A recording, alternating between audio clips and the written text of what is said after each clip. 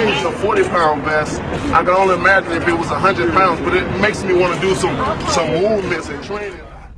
What's up, fight fans? This is Kurt DeVille with Counterpunch Boxing News, and I have some new news concerning Andy Ruiz Jr.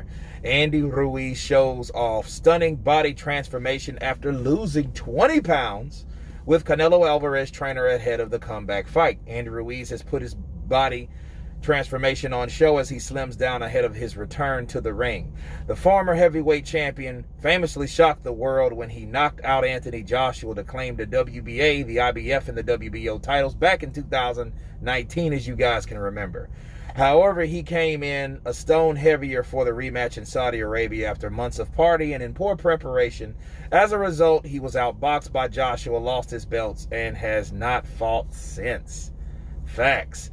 Now, though, he has joined up with Canelo and the Reynosos, he's showing off weight loss. Reynoso said this: it's about 20 pounds, and he also has more muscle. He's not as fat as he was before. He can move his hips a lot better, and that helps him move around the ring. He's working really hard. He's trying to fight in April, but it's not confirmed yet. The change has helped. Coming into this camp, we know that he can do well, and I can assure you he will be heavyweight champion again. Those are the words of Eddie Reynoso. Now, let me counterpunch, okay? This is okay. What would have helped a lot better was him losing 20 more pounds. See, we already heard that he lost 25 pounds.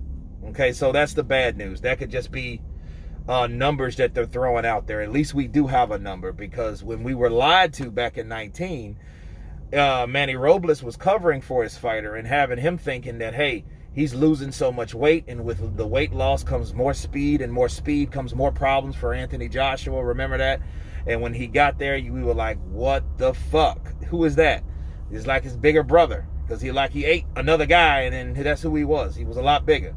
So now that we hear Andy Ruiz,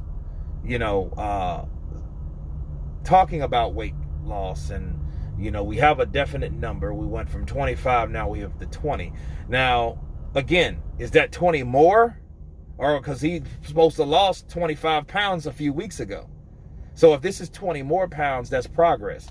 But I don't know. So a lot of things is uncertain, because it's, you don't know this. Because Andy Ruiz is a guy that buys 3X shirts to have you thinking he's a lot smaller than he really is. That's how he tricked us back in 19 again. That little boy cried wolf can only work so many times. Okay? Now, the good news is, when you look at these pictures, side-by-side comparison of Andy Ruiz, how he was versus how he is now, at least the man has worked out enough to take his damn shirt off. Because before, that's how he tricked us. He had us thinking that he was working out, that he was losing all this weight. He was training harder than he ever did before, especially before the fight that he had with Anthony Joshua in the first place. So he had us thinking, hey, this is going to be a fight for Anthony Joshua, because this guy can already hurt Joshua with his speed, being that big guy. Now he's slimming down to be another quicker, harder punching guy, faster guy than he already was. So we was thinking, man, Anthony Joshua was in trouble. Now, I didn't fall for it, because it was so many variables. It was so many things that didn't make sense. He wasn't coming to camp. He didn't even come to camp until 3 weeks after he's supposed to got there. And when he got there, we don't know what he did when he got there. In there. Counterpunch. So I didn't really fall for it. But he has his shirt off. Now, we look at this picture again with this new and improved look. This looks like, to me, if you look at it, if you guys ever been catfished by any woman or whatever, that's looking like it looks like a picture that a big person would take. Like the picture that they take, like this part, and then, you know what I mean? You just see the face in this part, and then the back area. That's the picture. Look how it's looking. That's not good. It's not a selfie, okay? That's not a picture that someone took and, gave them a profile. You know what I mean? To a side-to-side profile or a back. That's not that type of picture. So even that picture itself can be deceiving. Okay? But we have seen the videos of Andy Ruiz working really hard. And he said he hasn't never done anything like this. And it does make you wonder, like, what type of training were you doing this whole time? Even before Manny, I mean, I guess they were just, and that's the problem with heavyweights, because heavyweights, you don't have to make a certain weight. So since he never had to make a certain weight, he never really had to challenge the fact that he was obese. You see what I'm saying? And the obesity didn't come into play until he lost a 12-round unanimous decision against Anthony Joshua back in the day, as you guys know. Damn near every round. I think I might have gave him the second round in that fight. But other than that, the jab was in his face all night. Anthony Joshua slimmed down himself. He did his homework, and he made his weight loss count. But Andy Ruiz did not. Okay, so he hasn't fought since, and then that's another bothering thing. He skipped 2 major fights that he could have had, and it just makes me think now, everybody talks about certain fighters when they take a loss, but a lot of people don't challenge what could have happened to Andy Ruiz when he took that loss, okay? Andy Ruiz could be in a situation where he might have just been mentally defeated. Think about it. He turned down 2 fights, right? 2 top fights. Ortiz, Dillian White. Those are top fighters in the heavyweight division, people. You know what I'm saying? Besides Tyson Fury, Anthony Joshua, and Deontay Wilder, those guys are right under those guys. They're a pack of wild dogs chasing those guys, right? So he turned that down. He hasn't fought since.